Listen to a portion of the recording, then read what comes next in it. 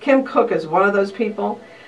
She is the new executive director of the New Orleans Arts Council, and I think she's going to be steering a course that's going to make a difference for us. And so I asked her to come in today and give us, first of all, some of her very first impressions of this city, of the fighters you've been listening to since you've been sitting in the studio, and what you're looking forward to, what you're expecting to be able to accomplish. Thank you, Jeanne. Thank you for having me. It's kind of awesome and humbling to be here on the anniversary of the flood from Katrina, and one has to wonder what kind of a role can I play that makes a contribution to a city that's already both wonderful and resilient. So my first impressions actually predate moving here. I came here May 1st to start as the president of the Arts Council, but I had been to New Orleans many times, sort of pre and post Katrina, and always loved the sort of more than specific way in which art and culture floats in the air here. You can, when I say more than specific, there's the places you can go or specifically note a particular artist or musician, but you will feel the cultural experience here simply by walking down the street. And I've always felt a sense of compatibility and high regard for this community. Sitting across the country in the San Francisco Bay Area when Katrina happened, what I felt is that Katrina surfaced something that it was possible for the United States to be in denial about, which is the extreme poverty that exists in many of our communities across the country. And when you literally have people on their roofs crying out on national television, you cannot avoid the great disparities that face us.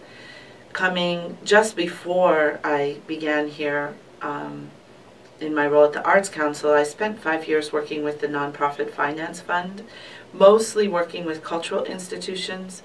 But as it happens, I also served as a part of the consulting team to work with 3 community development corporations working here in New Orleans. So in March and April, just before I came to live here, I was in conversations with leaders who were working on the ground, building and rebuilding New Orleans. And what I heard from them was that they used the word blight.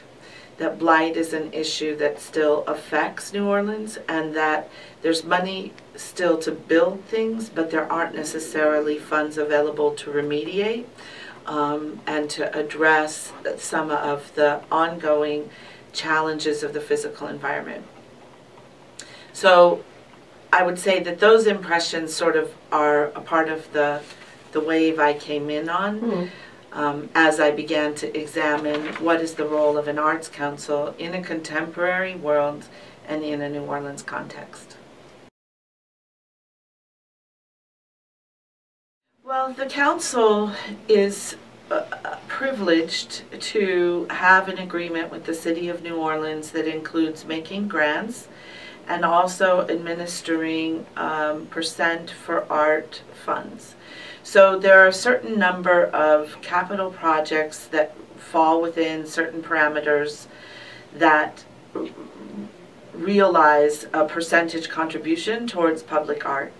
So when I look at that responsibility for talking about or considering what is public art, I think about the specific context of our environment.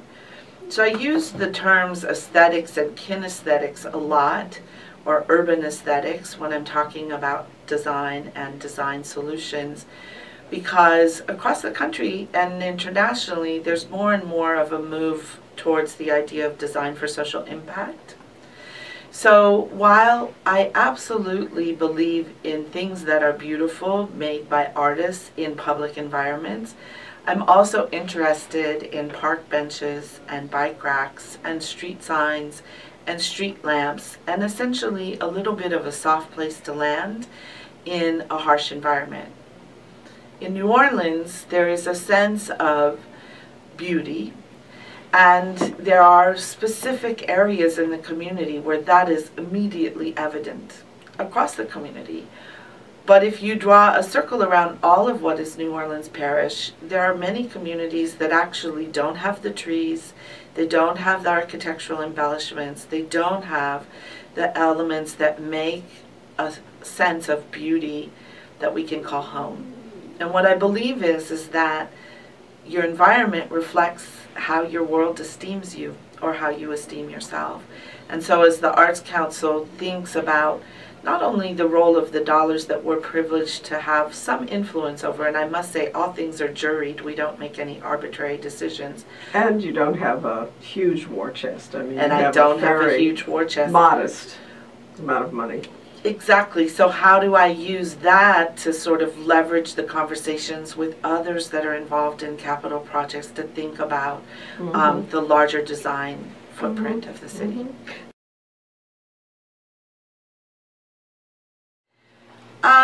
So one example of something that started before I came under the leadership of Morgana King, who's been with the Arts Council for 10 years, was a project plan or idea with Jeffrey Schwartz at Broad Community Connections to look at the role of water in New Orleans, and that under Broad Street every day the equivalent of the Ohio River runs, and that's when you don't have a flood.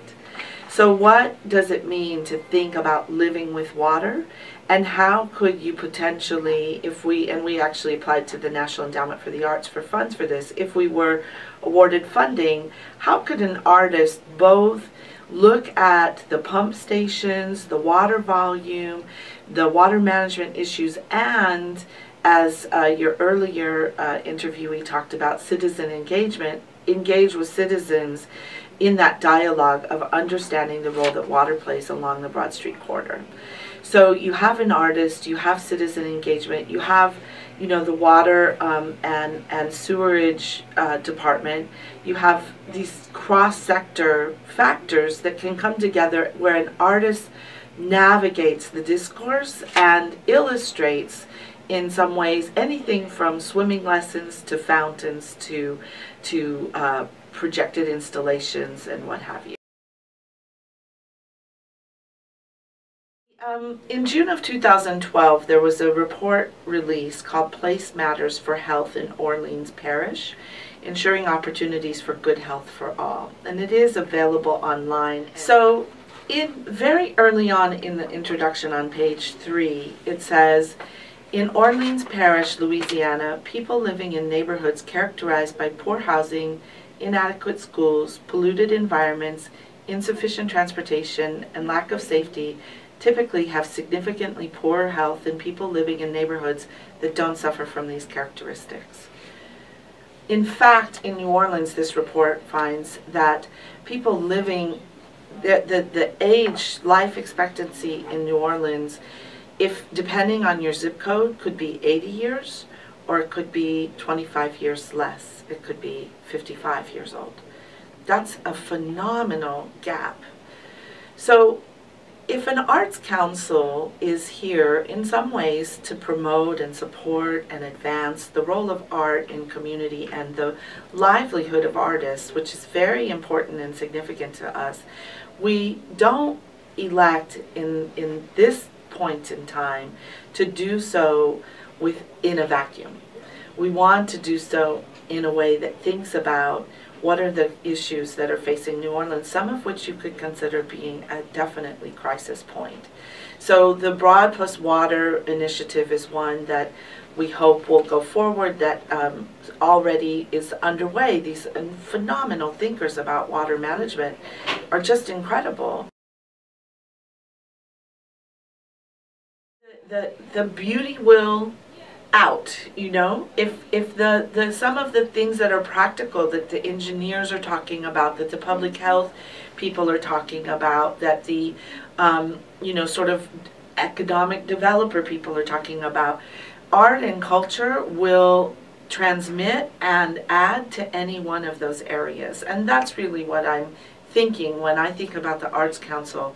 There are some very specific ways that I also hope that we'll have celebratory public events that just inspire people, that we'll find platforms and showcases for artists to earn more money, so that we don't simply try to give them professional development without giving them marketplaces within which to sell their wares. I hope that, you know, the Arts Council will be able to find supporters who will help us to bring attention to some of the incredible work that's being done, places like Studio in the Woods, places like Dancing Grounds, places like Press Street Gallery. I mean, there are so many things to celebrate here that I think a national audience needs to know about, that I also hope to be active in some of those perhaps less complex but equally important ways. But the undergirder, the foundational impulse for our thinking is that, you know, arts and culture is absolutely integrated and embedded in everything of meaning in our community, and that it is our responsibility to make a contribution to civic life. Just tell me about your upcoming events. Community Arts Awards, celebrating 8 incredible institutions and artists: Henri Schindler, James Rivers, Brian Batt, Mary Monroe, Jan Gilbert, John Lawrence, Shakespeare Festival at Tulane, and the Preservation Hall at the Contemporary Arts Center on September 24th from 4 to 7. 8 different video artists interpreted their lives. It's going to be phenomenal. That's great. And the first time ever, the tickets are as low as $30. You That's can wonderful. still buy an expensive table, but you can also come in for a much lower price. And